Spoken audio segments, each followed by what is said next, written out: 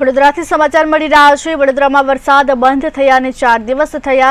અનેક સોસાયટીઓમાં પાણી હજુ પણ ઓસર્યા નથી। સાંસદ ડોક્ટર હેમાંગ જોશી મુલાકાતે પહોંચ્યા। સાંસદ ટ્રેક્ટરમાં બેસી અસરગ્રસ્ત વિસ્તારમાં ફર્યા।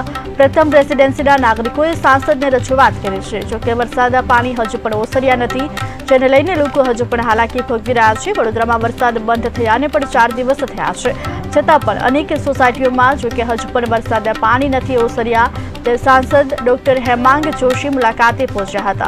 सांसद ट्रेक्टर में बेसी असरग्रस्त विस्तार में फर्या।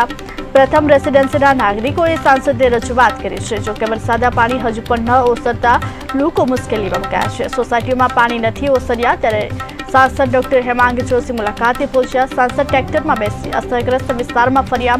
प्रथम रेसिडेंसीना नागरिकोए सांसदने रजूआत करी है।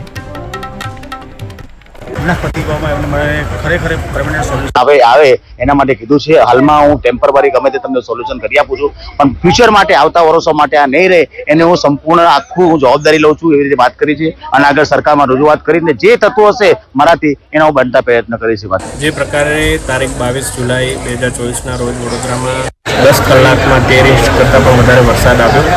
એને કારણે વડોદરામાં ઘણી એવી પરિસ્થિતિનું નિર્માણ થયું કે જ્યાં વરસાદી પાણીનો ભરાવો થયો હોય, રોડ રસ્તામાં પણ ઘણી નુકસાની થઈ હોય અને લો લાઇંગ એરિયા જે છે એ લો લાઇંગ એરિયામાં પણ પાણીનો ભરાવો થાય, એને કારણે સ્થળાંતર પણ કરવામાં આવ્યું છે।